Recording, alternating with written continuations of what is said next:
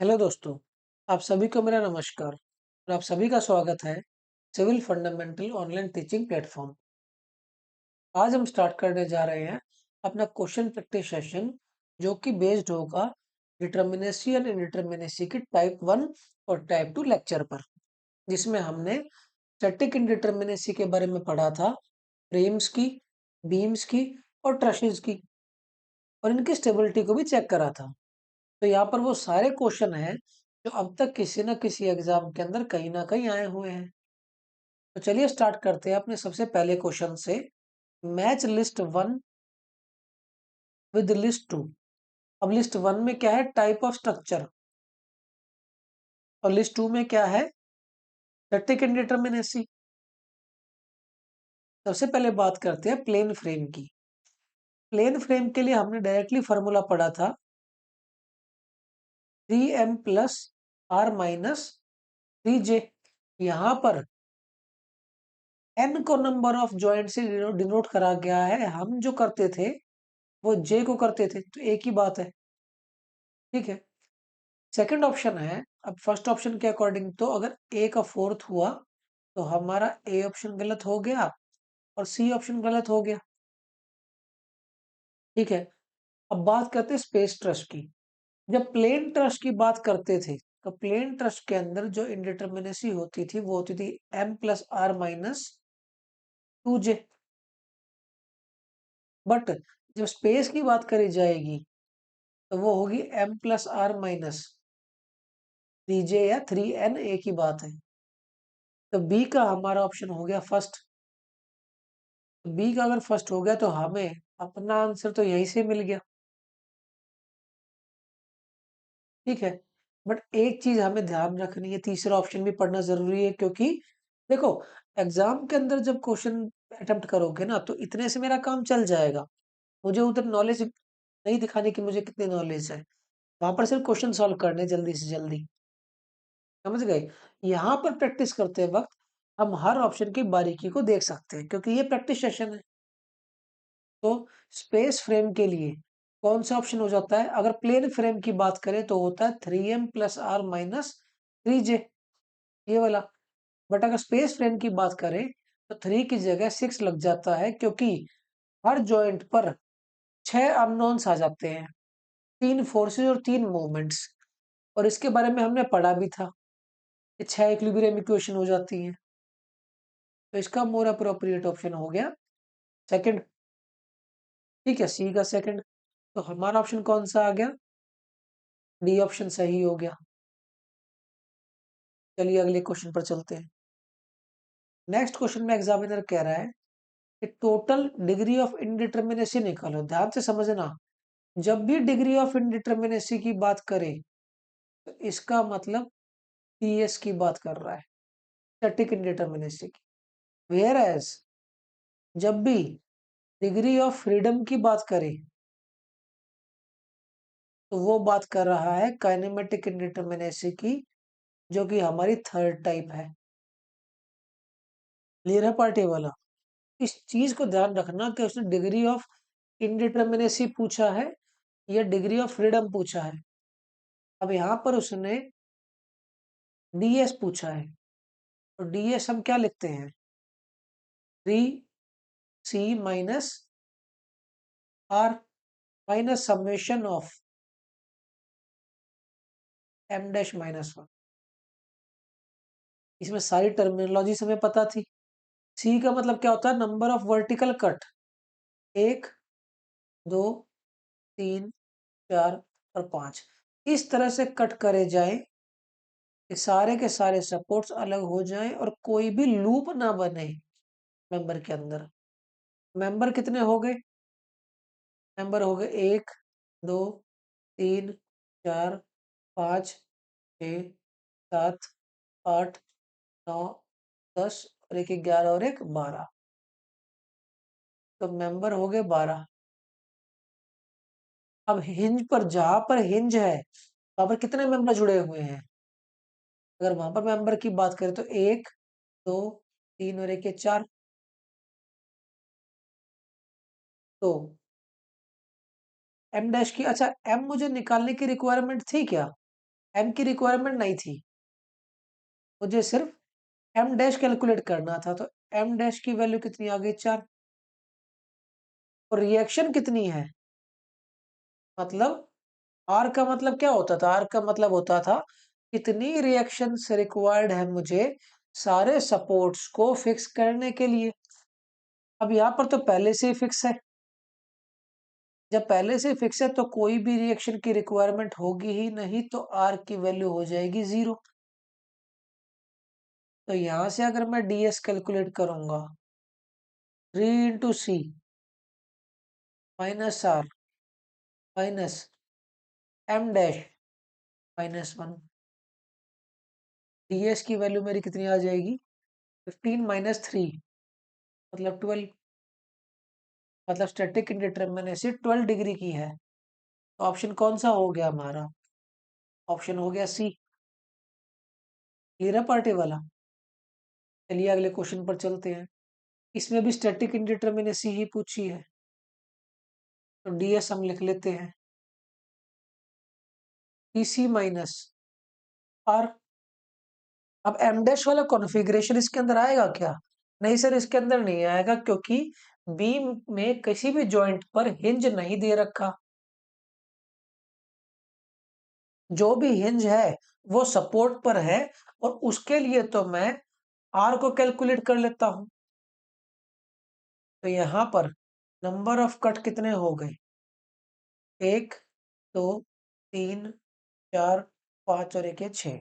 Vertical cut लगाने होते हैं, ठीक है। सपोर्ट पर रिएक्शन कितनी है, फिक्स एंड पर तो 3 ही है, और बाकी सपोर्ट्स पर मुझे फिक्स बनाना पड़ेगा। हिंज पर रिएक्शन होती है 2। अगर मैं इसमें एक और ऐड कर दूं तो 3 रिएक्शन हो जाएगी, जो कि फिक्स पर 3 ही होती है, हिंज पर 2 होती है, और मैंने एक और ऐड कर दी। तो कितना एडिशन करा गया, कितनी एक्स्ट्रा रिएक्शन लगाई गई सपोर्ट्स को फिक्स करने के लिए, आर की वैल्यू हो जाएगी 2। तो यहां से जब डीएस कैलकुलेट करूंगा, तो 3 × 6 -2,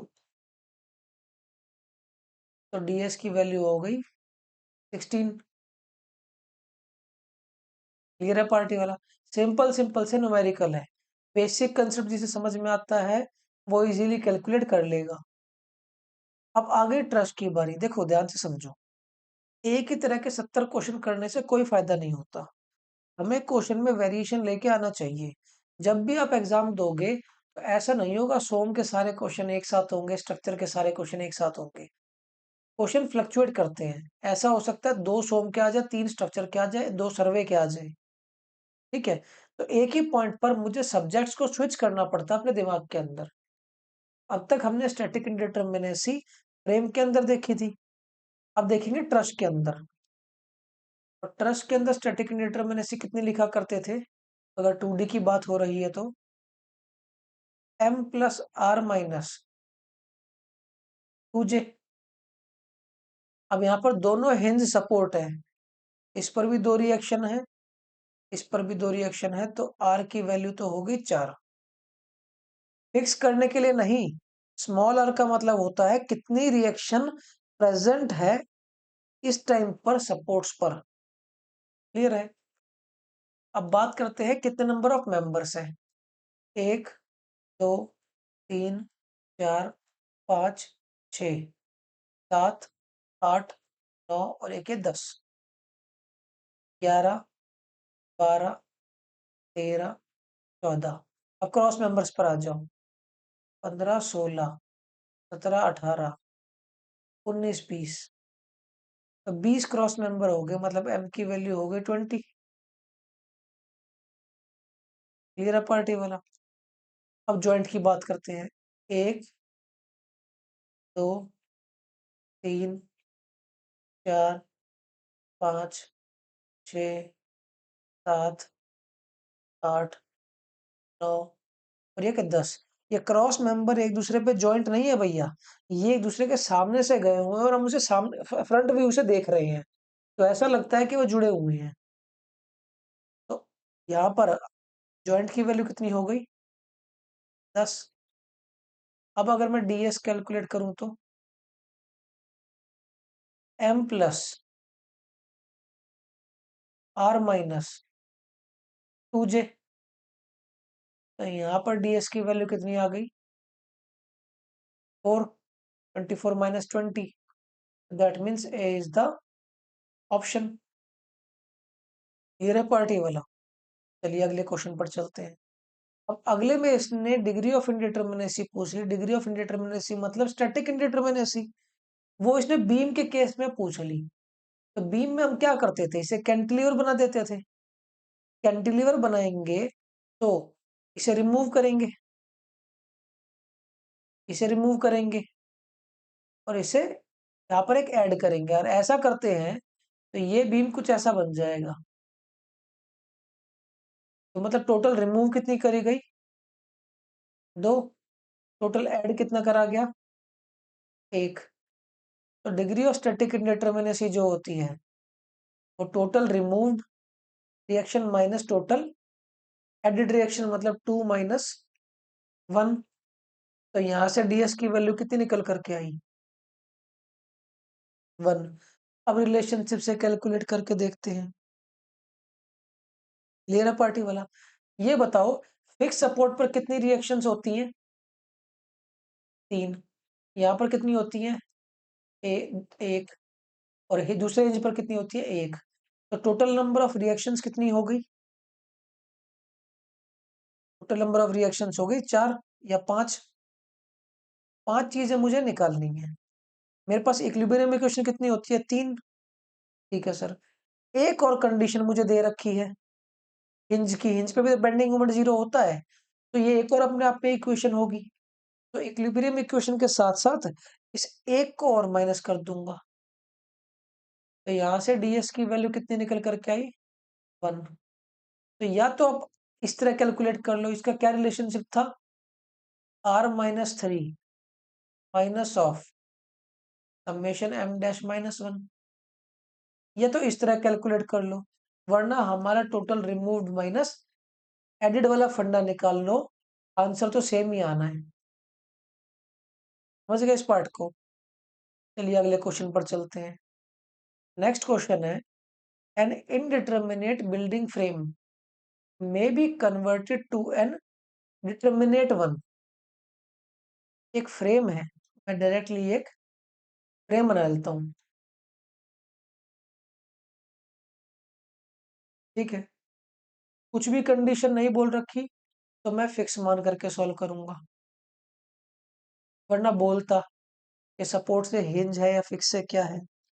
अब मुझे एक चीज समझाओ, अगर मुझे इसका ds कैलकुलेट करना है, ध्यान से समझना, अगर इसका ds कैलकुलेट करना है तो वो मैं क्या लिखता हूं? 3c minus R minus of m-1। अब कोई हिंज तो है ही नहीं, ठीक है, तो ये पार्ट तो 0 हो जाएगा। तो 3c एक ही कट करूंगा, तो 3 × 1 माइनस 0, क्योंकि सारे सपोर्ट्स पहले से ही फिक्स है। कैपिटल आर का मतलब होता है कितनी रिएक्शन चाहिए सपोर्ट्स को फिक्स करने के लिए। तो यहां से ds की वैल्यू आ गई 3, क्योंकि ये इनडिटर्मिनेट स्ट्रक्चर था। अब मुझे करना क्या है, इसे कन्वर्ट करना है डिटर्मिनेट में। तो कंडीशन क्या बोलता है कि मुझे हिंज लगाने हैं। सबसे पहला ऑप्शन कहता है hinge at mid height of column. मैंने मिड हाइट ऑफ कॉलम पर हिंज लगा दिया। तब उससे होगा क्या, उसमें से एक माइनस करा जाएगा इनडिटर्मिनेसी में से, तो कितना आंसर आ जाएगा? 2। अभी डिटर्मिनेट नहीं हुआ, क्योंकि डिटर्मिनेट होने के लिए तो ds की वैल्यू कितनी होनी चाहिए? 0। ठीक है। Hinge at mid span of beam. अब इस हिंज को हटा करके अगर मैं मिड स्पैन पे लगा दूं तो भी एक ही माइनस होगा। क्लियर है? Hinge at both mid height of column and mid span of the beam. एक तो माइनस इसके लिए होगा क्योंकि m-1 लगेगा, 2 मेंबर है इस हिंज पर। एक माइनस इसके लिए और एक माइनस इसके लिए, जब मैं तीनों माइनस करूंगा तो मेरी ds की वैल्यू कितनी हो जाएगी? 0। मतलब ऐसी सिचुएशन में अगर तीनों हिंज लगे हुए हैं तो ds की वैल्यू 0 कंसीडर करी जाएगी, निकल करके वही आएगी। तब वो स्ट्रक्चर कैसा हो जाएगा? वो स्ट्रक्चर हो जाएगा डिटरमिनेट स्ट्रक्चर। समझ में आ गया पॉइंट ये वाला? चलिए अगले क्वेश्चन पर चलते हैं। Which one of the following is true for determinate beam? अब डिटरमिनेट बीम के लिए कौन सी स्टेटमेंट सही है वो बताना है। First option is one and is fix, other and is simply supported. मतलब ये किसकी बात कर रहा है? ये बात कर रहा है प्रोप्ड कैंटिलीवर बीम की। और प्रोप्ड कैंटिलीवर बीम तो इनडिटरमिनेट होते हैं। बोथ एंड्स आर फिक्स्ड, दोनों एंड्स को फिक्स कर दिया, ये भी इनडिटरमिनेट होते हैं। The beam overhangs on two supports, इस तरह का बीम, ये डिटरमिनेट होता है। और finally beam supported on three supports, इस तरह के सपोर्ट्स पर, ये इनडिटरमिनेट होता है। ये सब तो हमने पढ़ रखे थे, क्लासिफाई भी करे थे। Even bending moment shear force में भी हमने पढ़ा था जब स्ट्रेंथ ऑफ मटेरियल पढ़ा था। तो क्लियर है पार्टी वाला? चलिए अगले क्वेश्चन पर चलते हैं। नेक्स्ट क्वेश्चन कह रहा है an indeterminate structure is not economical from material point of view. ये स्टेटमेंट कॉन्ट्राडिक्टरी है भाई। जो इनडिटरमिनेट स्ट्रक्चर होते हैं वो ज्यादा इकोनॉमिकल होते हैं as compare to determinate. Clear है पार्टी वाला? तो ये वाली स्टेटमेंट हमारी सही नहीं है। Second is if an redundant in a statically determinate structure, अगर किसी स्ट्रक्चर की एन इनडिटरमिनेसी है, ठीक है, एन रिडंडेंट बोल लो या एन इनडिटरमिनेसी बोल लो, अगर मैं वो एन इनडिटरमिनेसी रिमूव कर दूं तो स्ट्रक्चर कैसा बनेगा? स्टैटिकली डिटरमिनेट बनेगा। बट अनस्टेबल बनेगा क्या? नहीं। हम क्या पढ़ते थे, जब ds की वैल्यू ग्रेटर देन 0 हो तो ये स्टेबल होता है और इनडिटरमिनेट होता है। ds की वैल्यू 0 हो तो ये स्टेबल रहेगा और डिटरमिनेट रहेगा। और ds की वैल्यू लेस देन 0 हो जाए तो ये अनस्टेबल हो जाएगा बट डिटरमिनेट रहेगा। तो हमारी कंडीशन है कि अगर मैं इनडिटरमिनेसी को रिमूव कर दूं, इसका मतलब अगर वो डिटरमिनेट हो जाए तो ऐसी सिचुएशन में स्ट्रक्चर स्टेबल भी होता है और डिटरमिनेट भी होता है। तो दूसरी स्टेटमेंट भी मेरी गलत है। ठीक है, ऑल्दो मैं इन दो स्टेटमेंट के बेसिस पर भी आंसर मार्क कर सकता हूं, मेरा सी ऑप्शन हो जाएगा और मैं फटाफट अगले क्वेश्चन पर चला जाऊंगा। क्लियर है पार्टी वाला? पर फिर भी हम प्रैक्टिस कर रहे हैं तो ऑप्शन को पढ़ेंगे जरूर। इन रिजिड फ्रेम एनालिसिस, मतलब स्ट्रक्चर एनालिसिस की बात करी जा रही है।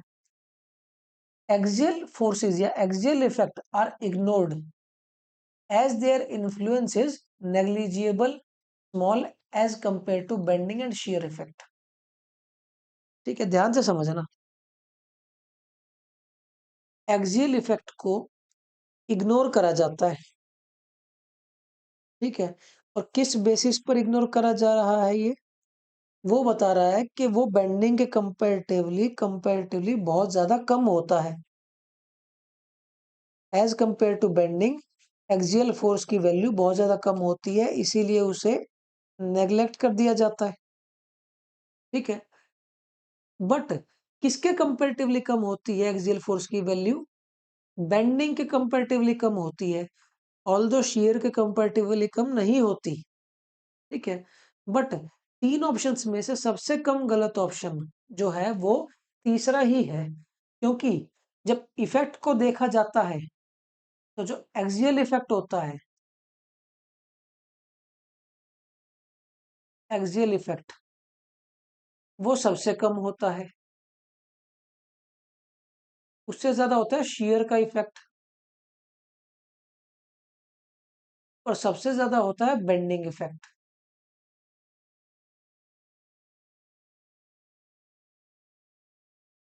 ठीक है, तो एक्सियल का जो इफेक्ट होता है वो शियर से थोड़ा सा कम रहता है, इसीलिए इसे यहाँ पर नेग्लेक्ट कर दिया गया। ऑल दो तीनों में से ऑप्शन सही कोई भी नहीं था, शियर इफेक्ट नहीं होता कंसीडर्ड। बट हमारे पास ऑप्शन इस तरह के दे रखे थे, तो कभी कभी सभी गलत ऑप्शंस में से सबसे कम कम गलत वाला ऑप्शन चूज करना पड़ता है, या सभी सही ऑप्शंस में से सबसे ज्यादा सही वाला ऑप्शन चूज करना पड़ता है। क्लियर है पार्टी वाला? चलिए अगले क्वेश्चन पर चलते हैं। नेक्स्ट क्वेश्चन में कह रहा है स्टैटिक इंडिटर्मिनेसी बतानी है, फटाफट कर दो कट। एक, दो, तीन और एक है चार। तो डीएस की वैल्यू 3 × C, सारे सपोर्ट्स फिक्स है, आर की वैल्यू 0 रहेगी। अब समेशन ऑफ m डैश -1 करता हूं, मतलब हर हिंज का इंपैक्ट अलग लिया जाएगा। ये पहले वाले हिंज पर कितने मेंबर लगे हुए हैं? दो, तो इसका अगर m-1 करूंगा तो 1 आएगा, और दूसरे वाले हिंज पर भी m-1 करूंगा तो 1 आएगा। तो ds की वैल्यू कितनी आ गई? 12 - 2, दैट इज 10। तो हमारा ऑप्शन हो जाएगा ए। समझ गए? चलिए अगले क्वेश्चन पर। नेक्स्ट क्वेश्चन में भी स्टैटिक इंडिटर्मिनेसी निकालनी है, निकाल लो भैया। दो कट कर दिए, सारे सपोर्ट्स अलग हो गए, तो ds की वैल्यू 3 × C माइनस आर होता है सारे सपोर्ट्स को फिक्स करने के लिए कितनी रिएक्शंस चाहिए। फिक्स करने का मतलब तीन रिएक्शन होनी चाहिए, तो फिक्स सपोर्ट पर तीन रिएक्शन होती हैं, तो यहाँ पर तीन है, यहाँ पर एक है और यहाँ पर एक है। तो अगर मुझे दो हिंज सपोर्ट्स को फिक्स करना है तो इस पे दो रिएक्शन ऐड करनी पड़ेगी और इस पर भी दो रिएक्शन ऐड करनी पड़ेगी। तो टोटल कितनी रिएक्शन ऐड हो गई? चार। तो ds की वैल्यू कितनी आ गई? तो क्लियर है पार्टी वाला? फटाफट कैलकुलेट कर सकते हैं हम सारी चीजों को। चलिए अगले क्वेश्चन पर चलते हैं। नेक्स्ट क्वेश्चन में कह रहा है स्टैटिक इंडिटर्मिनेसी निकालनी है। इसके अंदर, ब्रश के अंदर, ब्रश का फॉर्मूला होता है m+r-2j, जिसमें सबसे पहले m देख लेते हैं। एक, दो, तीन, चार, पांच। फिर एक क्रॉस मेंबर 6, फिर एक है 7, फिर एक ट्रायंगल मेंबर 8 और एक 9। तो इसकी वैल्यू तो आ गई 9, प्लस सपोर्ट रिएक्शन कितनी है? दो यहाँ पर है और दो यहाँ पर है, +4 - 2j। जॉइंट कितने हैं? एक, दो, तीन, चार और एक है 5। 2 × 5। तो यहाँ से ds की वैल्यू कितनी आ गई? 3। तो हमारा ऑप्शन हो गया ए। क्लियर है पार्टी वाला? अगले क्वेश्चन पर बढ़ते हैं।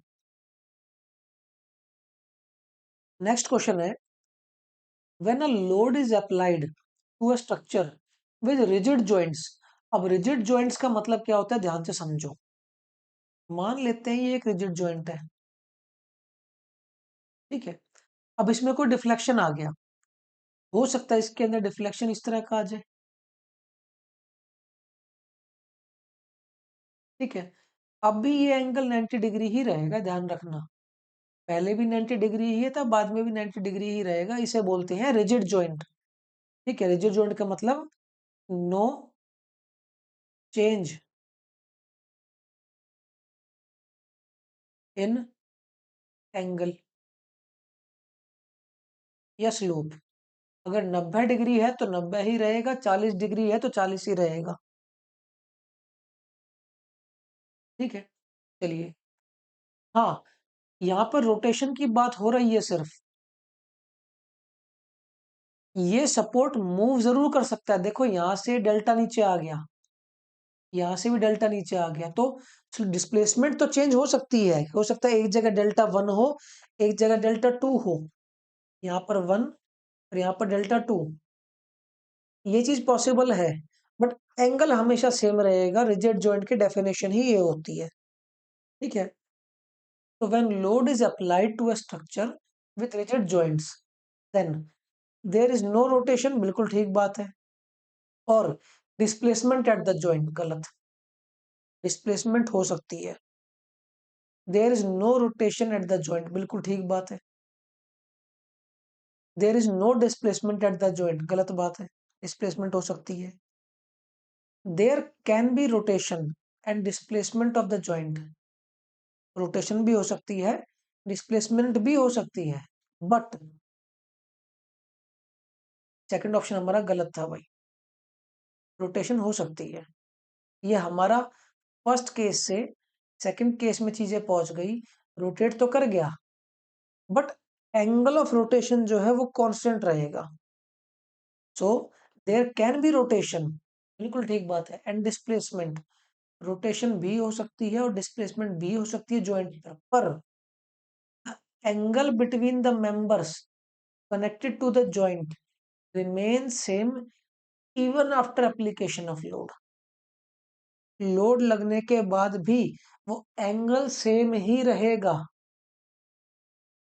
समझ गए इस पार्ट को? लोड लगने से पहले जो एंगल था, लोड लगने के बाद भी वही एंगल रहेगा। क्लियर है पार्ट ए वाला? चलिए, तो हमारा ऑप्शन हो गया डी। ठीक है, चलिए अगला क्वेश्चन है, अ डिटरमिनेट स्ट्रक्चर। एक स्ट्रक्चर को डिटरमिनेट तब बोला जाता था जब इक्विलिब्रियम इक्वेशन की हेल्प से मैं उसे इजीली एनालाइज कर सकता हूं। तो बाकी ऑप्शन तो पढ़ने की भी जरूरत नहीं है। क्यों? क्योंकि डिटरमिनेट स्ट्रक्चर को एनालाइज करने के लिए सिर्फ इक्विलिब्रियम इक्वेशन की ही रिक्वायरमेंट होती है। समझ में आ गया? चलिए, हाँ, इनडिटरमिनेट स्ट्रक्चर्स को एनालाइज करने के लिए कौन कौन सी इक्वेशन की रिक्वायरमेंट होती है? Both equilibrium and compatibility. Equation of static को इक्विलिब्रियम इक्वेशन भी बोल दिया जाता है। इक्विलिब्रियम इक्वेशन, तो हमारा ऑप्शन हो जाएगा सी।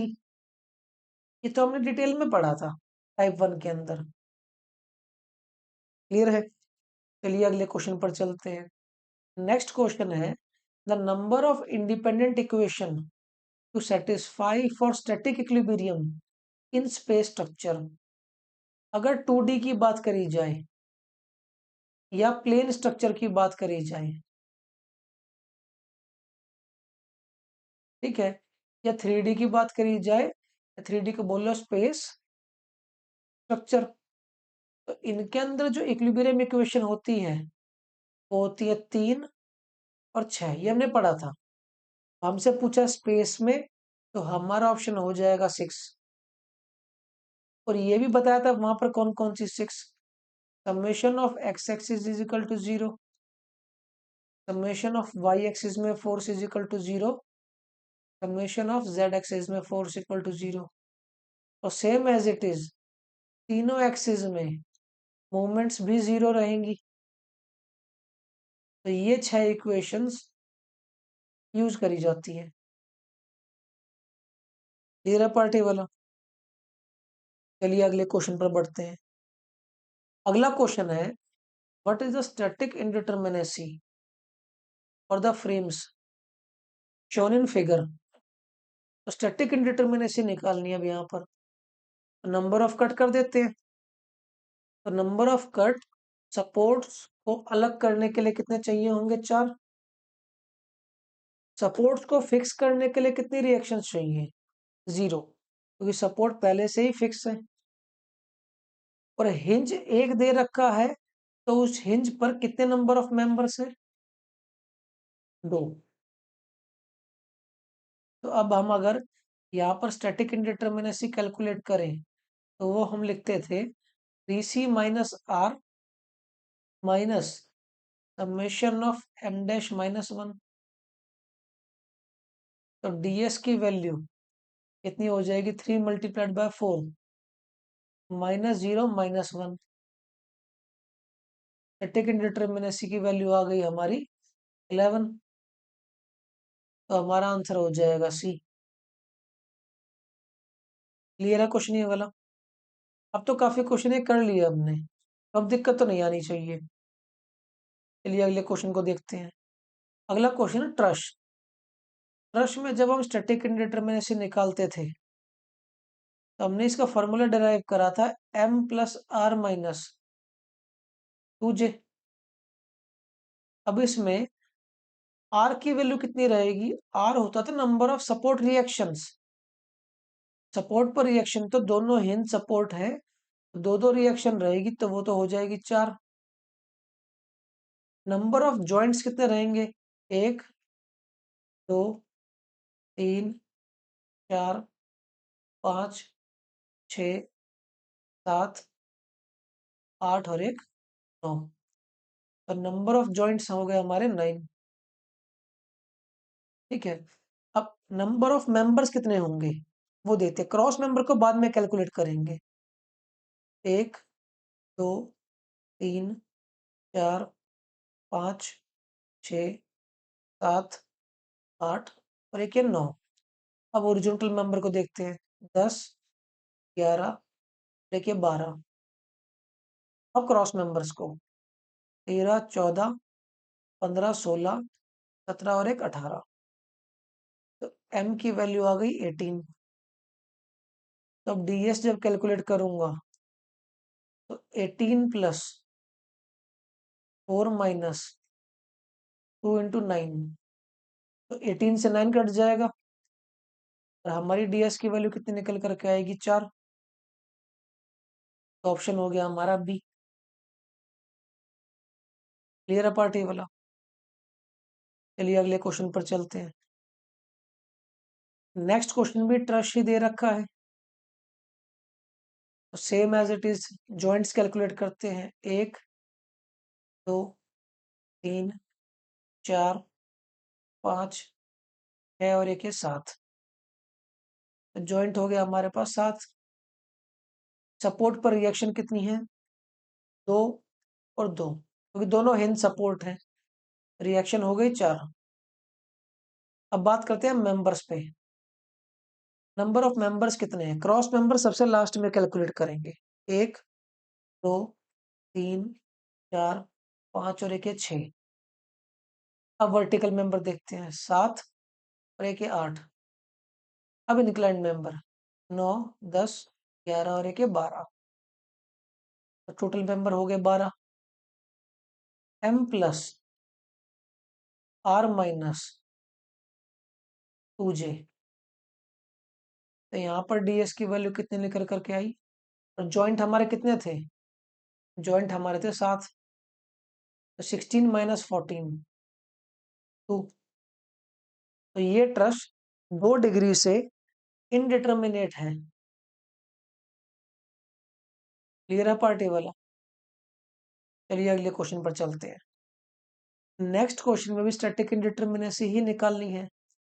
और जब किसी स्ट्रक्चर में वर्टिकल और हॉरिजॉन्टल मेंबर दोनों हो, उस मेंबर को बोला जाता है फ्रेम स्ट्रक्चर। तो फ्रेम है तो मुझे इसे कट करना पड़ेगा। तो ये 3 पार्ट्स में कट होगा, क्योंकि 3 पार्ट्स में कट करने के बाद सारे के सारे सपोर्ट्स अलग हो जाते हैं। अब ये बताओ, क्या सारे सपोर्ट फिक्स है क्या? नहीं, एक सपोर्ट है जो फिक्स नहीं है। इस पर कितनी रिएक्शन होती है? 1। इसे फिक्स करने के लिए कितनी रिएक्शन और ऐड करनी पड़ेगी? इस पर 2 और ऐड करनी पड़ेगी। 2 रिएक्शन मुझे चाहिए। अब एक हिंज भी दे रखा है, तो हिंज पर कितने मेंबर हैं? एक लेफ्ट साइड में और एक राइट साइड में, दैट मीन्स 2। अब अगर मैं स्टैटिक इंडिटर्मिनेसी निकालूं बिना फ्रेम का फॉर्मूला लिखे हुए, 3c 3 into 3 minus r minus m-1। तो यहां से ds की वैल्यू कितनी निकल करके आई? 9 माइनस 3 मतलब 6। तो हमारा बी ऑप्शन हो गया। ठीक है। चलिए अगले क्वेश्चन पर चलते हैं।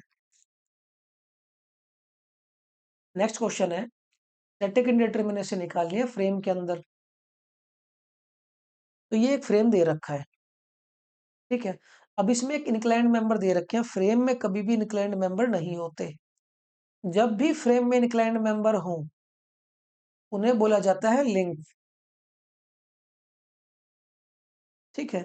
और लिंक जो होते हैं वो सिर्फ एक्सियल फोर्स कैरी करते हैं।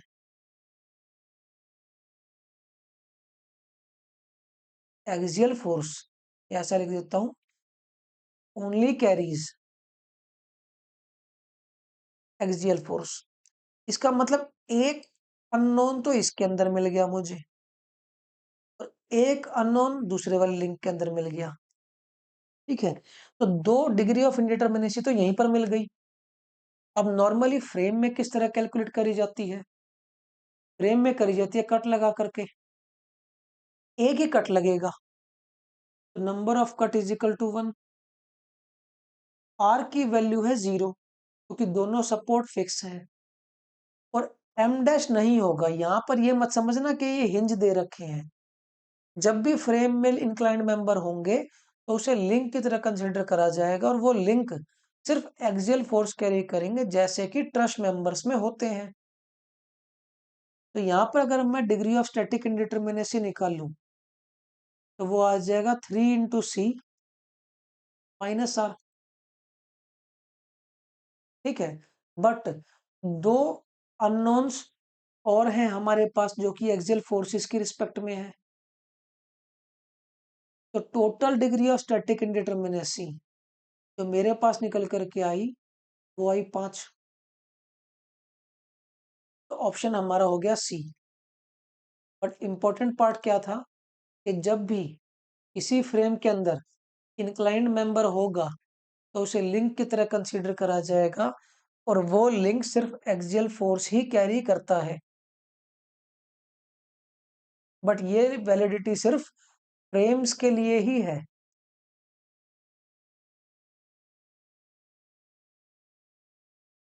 क्लियर है पार्ट ए वाला? चलिए अगले क्वेश्चन पर चलते हैं। नेक्स्ट क्वेश्चन है, स्टैटिक इंडिटरमिनेसी निकालनी है बीम के अंदर। अब बीम के अंदर जब स्टैटिक इंडिटरमिनेसी कैलकुलेट करनी है डीएस, तो उसे मैं क्या लिखता था? उसे मैं लिखता था R-3 minus of summation M dash -1। और मैं फिक्स करके भी कैलकुलेट कर सकता हूं। तो यहां पर सपोर्ट्स पर कितनी रिएक्शंस हैं? यहां पर 2, 1 और यहां पर 2। तो टोटल नंबर ऑफ रिएक्शन हो गई 5, minus 3 number of equilibrium equation होती है, माइनस। अब अगर मैं पहले हिंज की बात करूं, तो यहाँ पर दो मेंबर लगे हुए हैं। यहाँ पर एम डैश की वैल्यू है 2, और दूसरे हिंज पर भी दो मेंबर हैं। यहाँ पर भी एम डैश की वैल्यू है 2, ठीक है। तो दोनों का कंडीशन अलग अलग लेंगे। 2 - 1 माइनस ऑफ 2 - 1, तो डीएस की वैल्यू आ गई हमारी यहाँ से 0। तो ये स्ट्रक्चर कैसा स्ट्रक्चर हो गया? It is a determinate structure.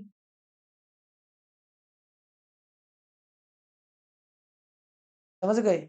तो हमारा ऑप्शन हो जाएगा ए। क्लियर है पार्टी वाला? चलिए अगले क्वेश्चन पर चलते हैं। नेक्स्ट क्वेश्चन में भी हमें स्टैटिक इंडिटरमिनेसी कैलकुलेट करनी है, बट वो फ्रेम्स के अंदर कैलकुलेट करनी है, ठीक है। जब फ्रेम के अंदर कैलकुलेट करेंगे, सॉरी फ्रेम के अंदर नहीं, ट्रस के अंदर, क्योंकि इंक्लाइंड मेंबर आ चुके हैं यहाँ पर। और जहां पर भी इंक्लाइंड मेंबर से अरेंजमेंट बने, वो ट्रस मेंबर ही कंसीडर करा जाता है। इसके लिए अगर मैं डीएस कैलकुलेट करूं, तो वो मैं लिखूंगा M + R - 2J। सबसे पहले तो जॉइंट्स देखते हैं। 1, 2, 3, 4, 5, 6, 7, 8, 9, 10, 11 और एक ये 12। नंबर ऑफ जॉइंट्स हो गए 12। अब कहोगे सर आपने ये वाला जॉइंट क्यों कर कंसीडर करा? क्योंकि ये एग्जामिनर ने मुझे दे रखा है स्पेशली मेंशन करके। नहीं भी करोगे तो कोई फर्क नहीं पड़ेगा, आंसर सेम ही आएगा। ठीक है, मत करो इसे कैलकुलेट। नंबर ऑफ जॉइंट 11 ही है। सपोर्ट रिएक्शन कितनी है? सारे हिंज सपोर्ट है, तो नंबर ऑफ सपोर्ट रिएक्शन हो गई 6। नंबर ऑफ मेंबर्स 1, 2, 3, 4, 5, 6, 7, 8, 9, 10, 11, 12, 13, 14 और एक 15। अब ये एक पूरा मेंबर है 16 और एक 17। तो टोटल नंबर ऑफ मेंबर हो गए 17।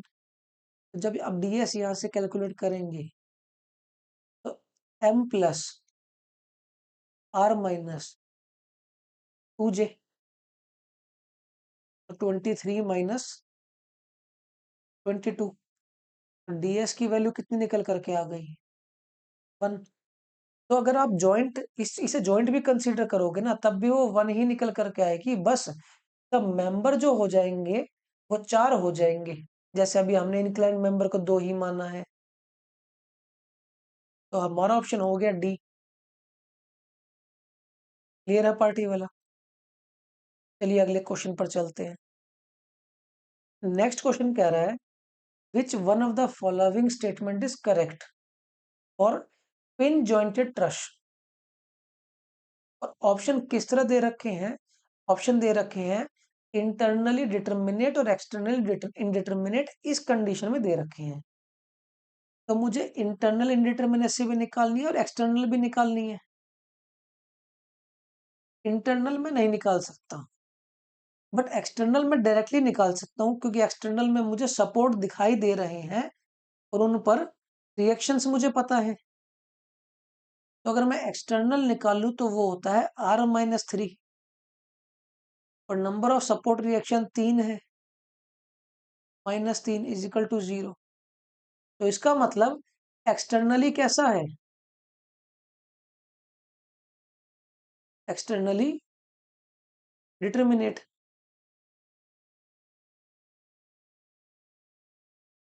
इतनी पार्ट समझ में आया? क्लियर है पार्टी वाला? चलिए अब एक बार टोटल कैलकुलेट करते हैं। टोटल नंबर ऑफ मेंबर्स कितने हैं? 1, 2, 3, 4, 5, 6 और एक 7, 8, 9, 10, 11, 12 और एक 13। तो नंबर ऑफ मेंबर है 13। m+ सपोर्ट रिएक्शन कितनी है? 3। R-2j, तो जॉइंट्स कितने हैं? 1, 2, 3, 4, 5, 6, 7 और एक 8।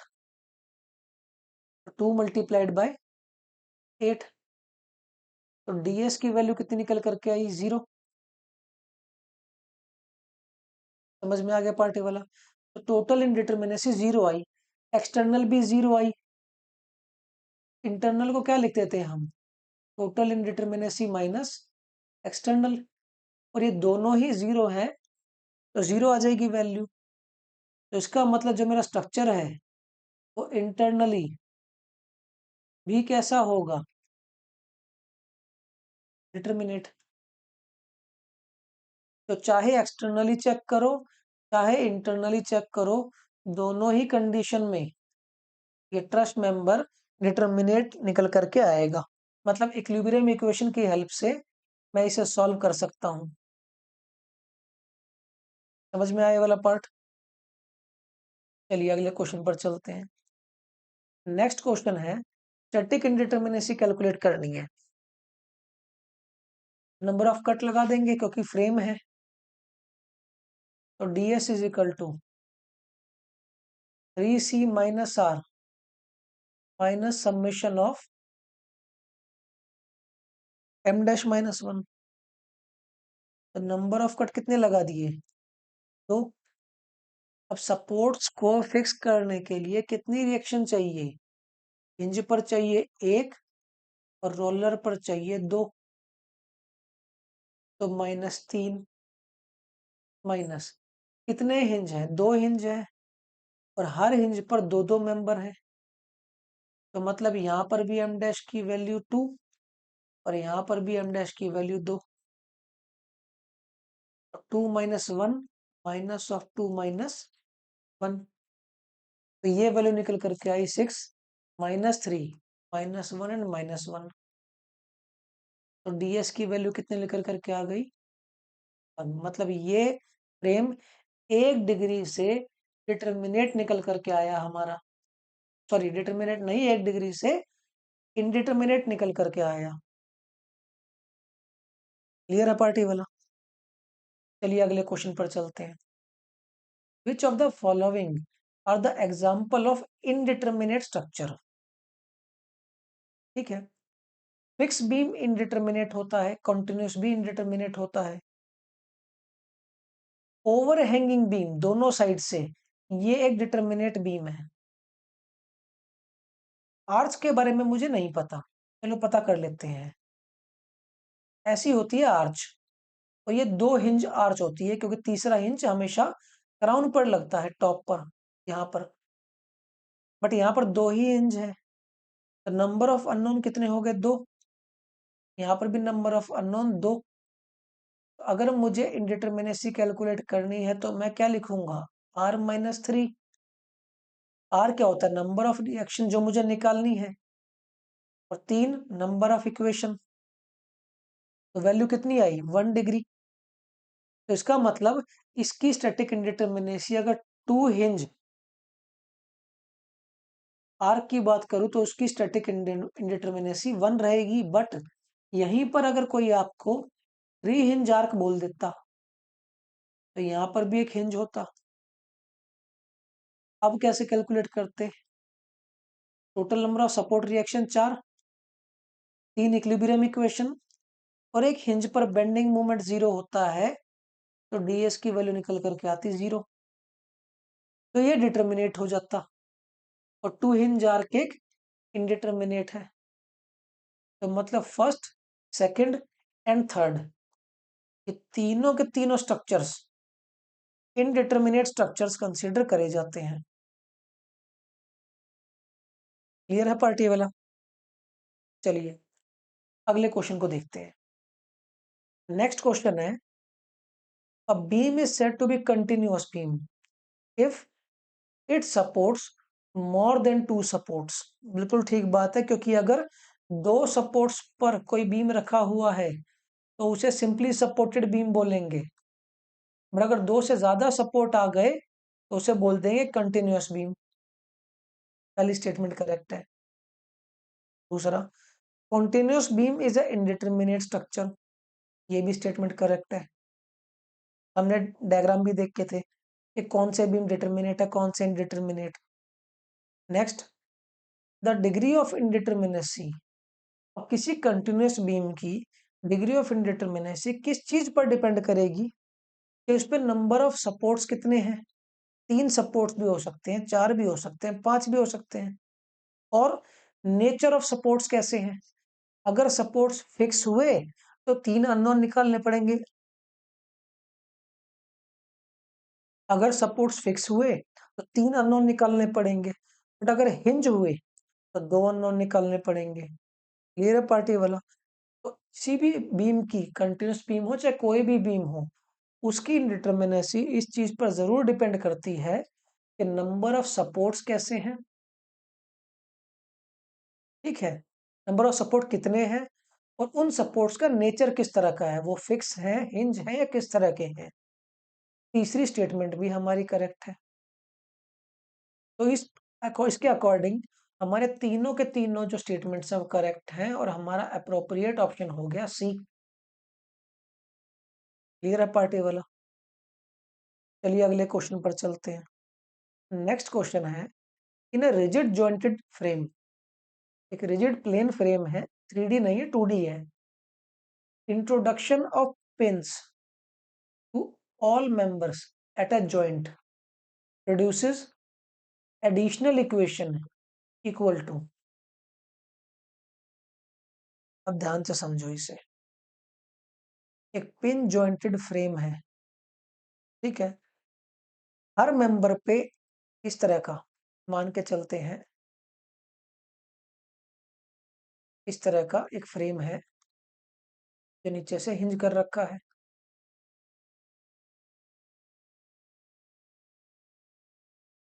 ठीक है, एक रिजिड जॉइंटेड प्लेन फ्रेम है, मतलब इसने क्या करा, इधर से फिक्स कर दिया, रिजिड जॉइंट है और प्लेन फ्रेम है। अब इसने कहा कि पिन्स को इंट्रोड्यूस करना है, पिन मतलब मैं पिन बोलूं या हिंज बोलूं एक ही बात है, क्लियर है पार्टी वाला। अब अगर मुझे पिन को इंट्रोड्यूस करना है हर मेंबर पर, तो हर मेंबर पे एम डैश की वैल्यू कितनी हो जाएगी, 2, यहां पर भी 2 और यहां पर भी 2। तो मैं कितनी इक्वेशन, जब इक्वेशन लिखता हूं तो मैं क्या लिखता हूं, summation of M dash minus 1। तो एम डैश माइनस 1 की वैल्यू पहले वाले मेंबर के लिए कितनी आएगी, 1, दूसरे के लिए भी 1 और तीसरे के लिए भी 1, मतलब 3 एडिशनल इक्वेशन मुझे मिल जाएंगी जो मुझे माइनस करनी पड़ेंगी। बिल्कुल ठीक बात है सर। तो नंबर ऑफ जॉइंट्स का मतलब होता है जितने नंबर ऑफ जॉइंट्स हैं उसमें से अगर मैं तीनों हिंज माइनस कर दूं, ठीक है, तो मेरे पास एग्जैक्ट एनालिसिस आ जाएगा उस स्ट्रक्चर का। और ये ऐसा क्वेश्चन तो हमने पहले भी करा था कि अगर इसे डिटर्मिनेंट बनाना हो तो क्या करा जाएगा, क्लियर है। तो जो एडिशनल नंबर ऑफ इक्वेशन है वो तीन, अब फॉर एग्जांपल मैं आपसे एक चीज पूछता हूँ, मान के चलते हैं जॉइंट पर 5 चीजें निकालनी थी और 2 में 3 मेरे पास इक्विलिब्रियम इक्वेशन थी, ठीक है, तो नेट किसी जॉइंट पर कितनी चीजें निकालनी पड़ेंगी, 2। अब 2 चीजें मुझे निकालनी है और मुझे एक हिंज और दे दिया, जब हिंज एक एडिशनल और दे दिया तो वो एक और इक्वेशन हो गई। अगर 2 हिंज दे देता तो 2 इक्वेशन हो जाती और 3 हिंज दे देता तो 3 इक्वेशन हो जाती, ठीक है। तो जितनी भी मुझे चीजें निकालनी थी पहले वो थे नंबर ऑफ जॉइंट्स। अब मेरे पास हर मेंबर पे हिंज लगाने के बाद 3 एडिशनल इक्वेशन और मिल गई, तो मान के चलते हैं नंबर ऑफ जॉइंट्स पर 10 चीजें निकालनी थी और 3 एडिशनल इक्वेशन और मिल गई। तो अब मुझे कितनी एडिशनल इक्वेशन रिक्वायर्ड होंगी सारी चीजें सॉल्व करने के लिए, एक्स्ट्रा 7 और चाहिए। तो एग्जामिनर वही कह रहा है कि जब तीनों सपोर्ट्स मेंबर पे आपने हिंज लगा दिया तो कितनी एडिशनल इक्वेशन और रिक्वायरमेंट होगी, तो जितनी नंबर ऑफ इक्वेशन पहले थी उसमें से 3 माइनस कर लो, क्योंकि हर मेंबर पे हिंज लगा रखा है, वही नंबर ऑफ एडिशनल इक्वेशन हमारे पास रिक्वायर्ड आ जाएगी। क्लियर है पार्टी वाला। चलिए नेक्स्ट क्वेश्चन पे चलते हैं। अगला क्वेश्चन है, consider the following statement, consider the following statement for statically determinate structure, statically determinate structure. अब स्टैटिकली डिटरमिनेट स्ट्रक्चर के लिए ये सारी स्टेटमेंट्स को ध्यान से पढ़ना है और इसमें से ये बताना है कौन सी स्टेटमेंट करेक्ट है। तो पहली स्टेटमेंट देखते हैं, condition of equilibrium are sufficient to analyse the structure, ये तो हमने अजम्पशन में ही पढ़ा था, ठीक है। और इनडिटर्मिनेट की बात होती है तो ये स्टेटमेंट गलत हो जाती है, क्योंकि इनडिटर्मिनेट स्ट्रक्चर्स के अंदर कंपैटिबिलिटी और इक्विलिब्रियम दोनों इक्वेशन की रिक्वायरमेंट होती है। Next, bending moment at a section और force at any member is independent of material, exactly. अब बेंडिंग मोमेंट किसी सेक्शन पे निकाला जा रहा है या फोर्स किसी मेंबर पे निकाली जा रही है, ये उस मेंबर की कंपोजिशन या उस टाइप ऑफ मटेरियल के इंडिपेंडेंट रहेगी, इससे कोई फर्क नहीं पड़ता वो मटेरियल एल्यूमिनियम का बना है, स्टील का बना है या ब्रास का बना है, ठीक है। बेंडिंग मोमेंट जितना आना है वो तो लोड के अकॉर्डिंग आएगा। तो ये स्टेटमेंट हमारी सही हो जाती है। Next, bending movement at a section and force in any member is independent of cross sectional area. ये स्टेटमेंट भी करेक्ट है।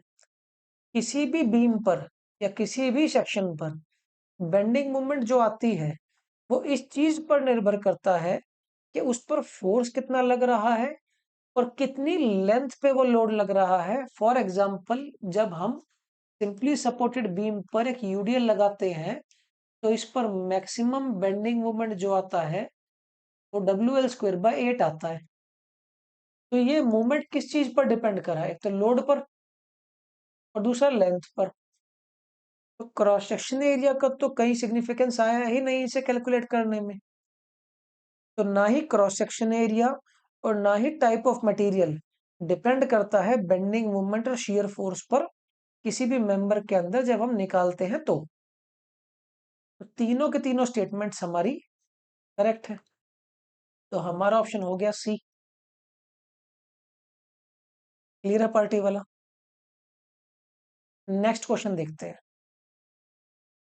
अगला क्वेश्चन इंपॉर्टेंट क्वेश्चन है, ध्यान से समझना। ऑल्दो जब हम अगले चैप्टर में मेथड्स ऑफ स्ट्रक्चर एनालिसिस का ब्रीफ इंट्रोडक्शन पढ़ेंगे तो वहां पर इसे डिटेल में पढ़ेंगे, पर यहाँ पर एक समझाने के पर्पज से मैं इस क्वेश्चन को करवा रहा हूं कि अगर हमने वो चैप्टर ना भी पढ़ा हो तब भी हम इस क्वेश्चन को किस तरह अटेम्प्ट करेंगे। इसमें कंपैरिजन करा गया है डिटरमिनेट और इनडिटरमिनेट स्ट्रक्चर्स का। चलिए सबसे पहले देखते हैं। For a given load deflection of indeterminate structure is smaller than determinate structure. मैं एक छोटा सा एग्जांपल लेता हूं। मैं मान के चलता हूं एक फिक्स बीम है जिस पर सेंटर पे लोड लग रहा है W, और एक सिंपली सपोर्टेड बीम है और उस पर मैंने सेम लोड लगाया W। क्लियर है पार्टी वाला? अब ये तो अंडरस्टूड सी बात है कि फिक्स सपोर्ट में एंड कंडीशंस बहुत ज्यादा रिजिड होती हैं जिसकी वजह से डिफ्लेक्शन कम जनरेट होता है, और सिंपली सपोर्ट में सपोर्ट्स पर कोई रिजिडिटी नहीं होती तो डिफ्लेक्शन ज्यादा हो जाता है।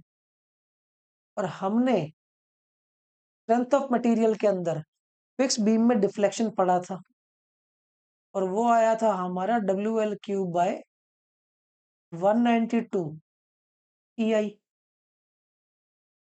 और हिंज के अंदर जब हमने पढ़ा था तो इसके लिए वैल्यू निकल करके आई थी WL³/48 EI। तो एक बात तो क्लियर है कि डिफ्लेक्शन जो होता है वो डिटरमिनेट स्ट्रक्चर में ज्यादा होता है।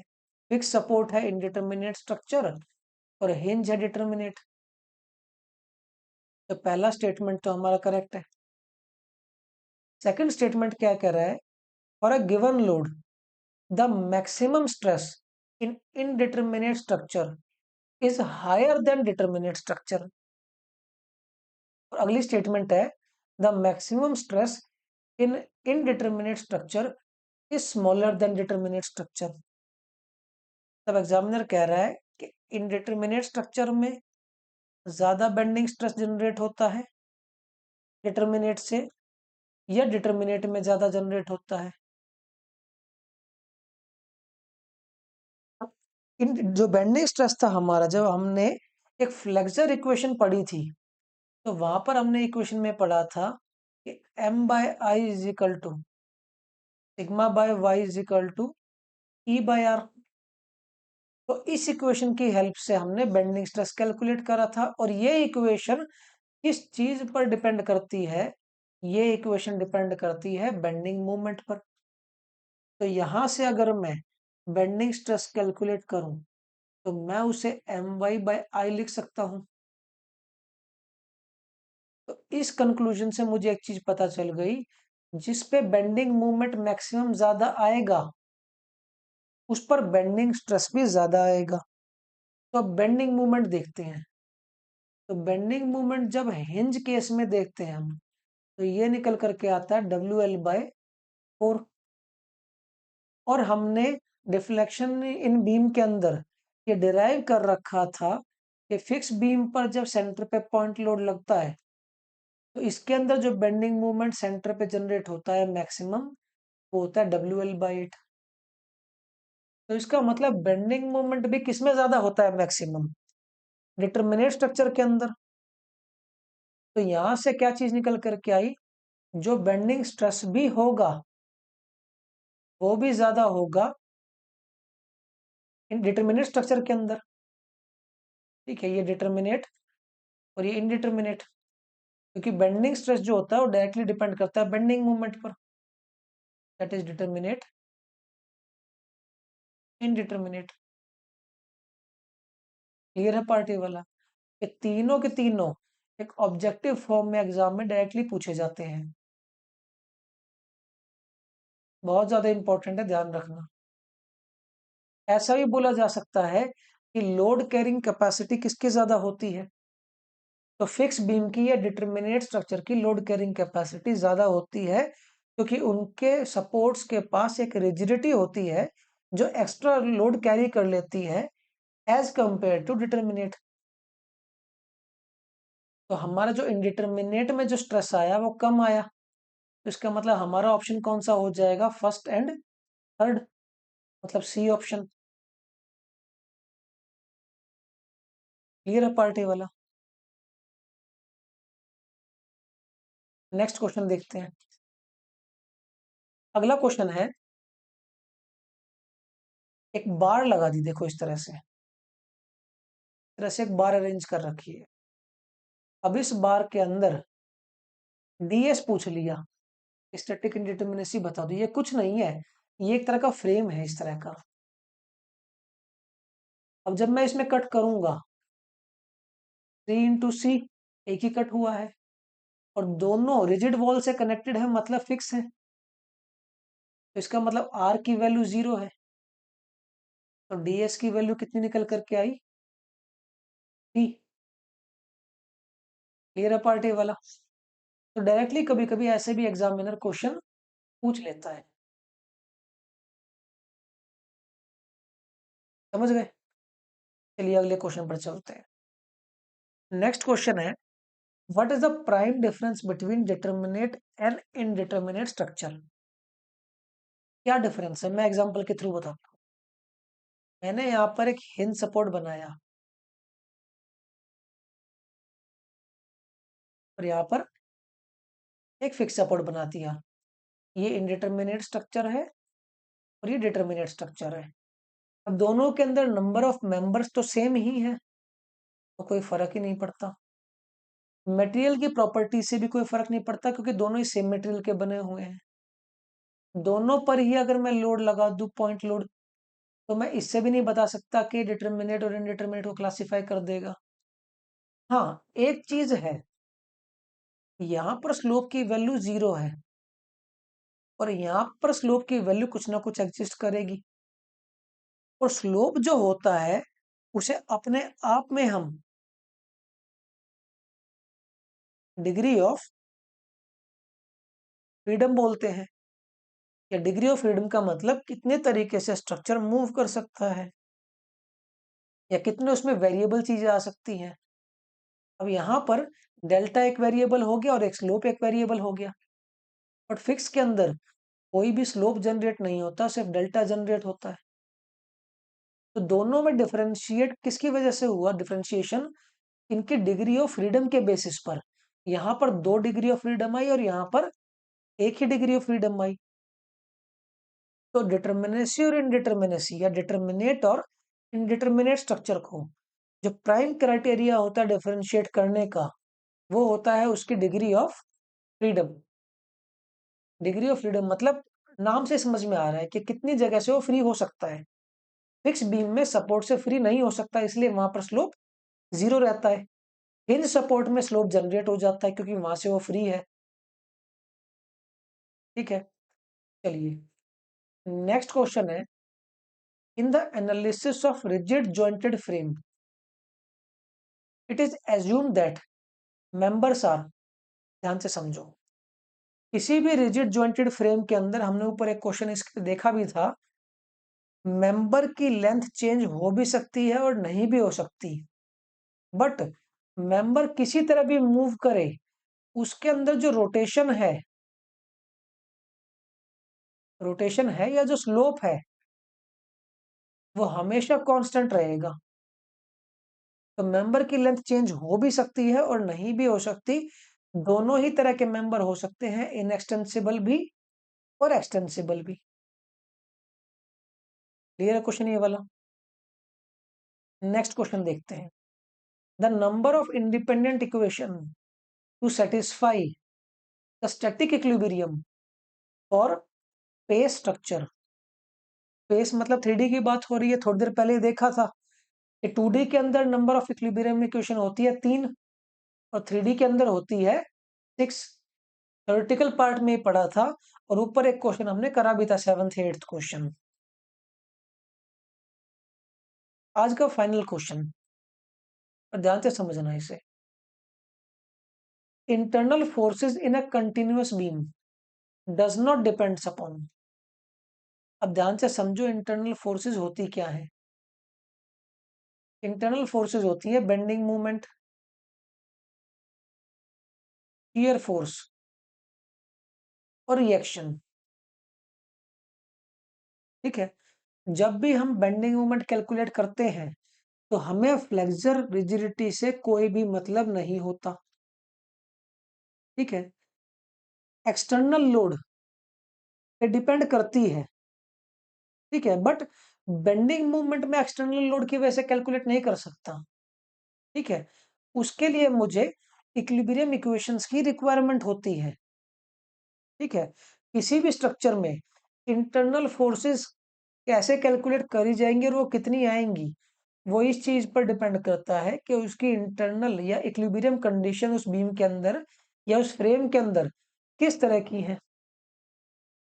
ठीक है, अगर दोनों एंड फिक्स है तो अलग तरह से फोर्सेस और मूवमेंट्स आती थी बेंडिंग मूवमेंट, और दोनों एंड हिंज है तो अलग तरह से हम कैलकुलेट करते थे फोर्सेस और बेंडिंग मूवमेंट।